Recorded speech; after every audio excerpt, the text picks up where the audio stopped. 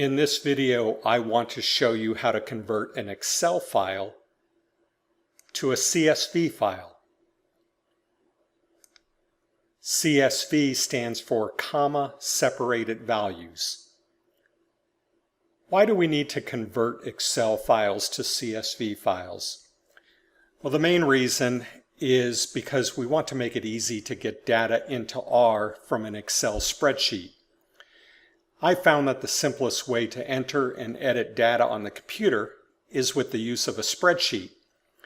And although various spreadsheet software programs are available, Microsoft's Excel program is probably the most commonly used spreadsheet program. So I'm going to stick with that for entering data. In some cases, to bring us even more joy, we may discover that someone else has already entered the data in a spreadsheet for us. There are other ways to get data into R instead of using Excel or a CSV file. We could type the data directly in, but that's rather cumbersome. We could read data into R from another statistical software package, but that really doesn't make a lot of sense to me because it means that I'd have to purchase and install additional statistical software. I'd rather not do that. Can we get data directly into R from Excel without converting to a CSV file first? Actually, yes, we can, but it requires an extra level of complication, and I like to keep it simple. Also, although you can't open an Excel file with anything but Excel, you can open CSV files with many different text readers. This makes CSV files universal if you need to share data across computer platforms or do some troubleshooting, which I hope we don't have to do too often. A CSV file is also very easy to import into R.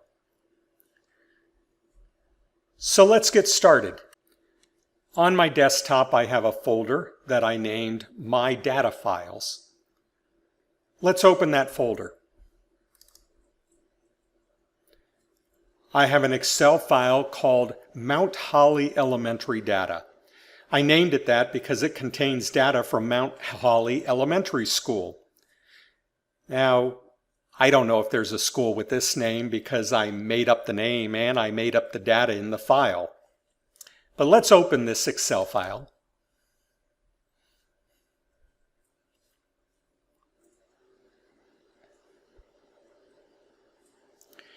Here we can see the data.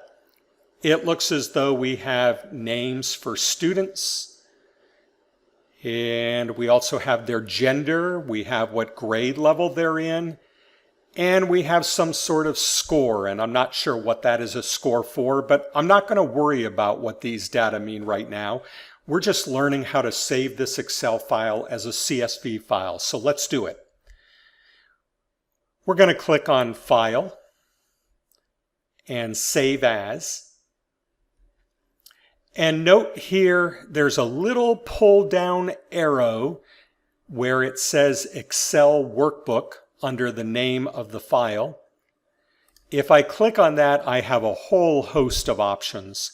I'm going to scroll down to CSV, delimited. Now be careful because before that there's another CSV UTF-8. We don't want that one. We want this one down here, CSV, delimited. So once I click on this option, now I can click on Save, and it's going to be saved to the same folder where I had the original file, which I find quite handy rather than browsing around to another place to put the file. But if you want to do that, you certainly can. Now let's close Excel.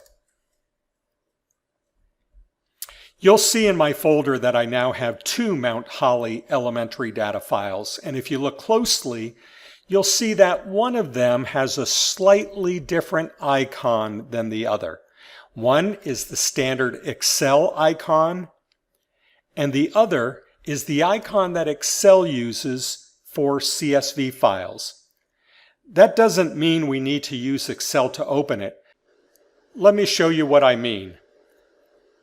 I'm going to call up a little text editor. You don't have to do this. Just watch and I'll show you what I can do here.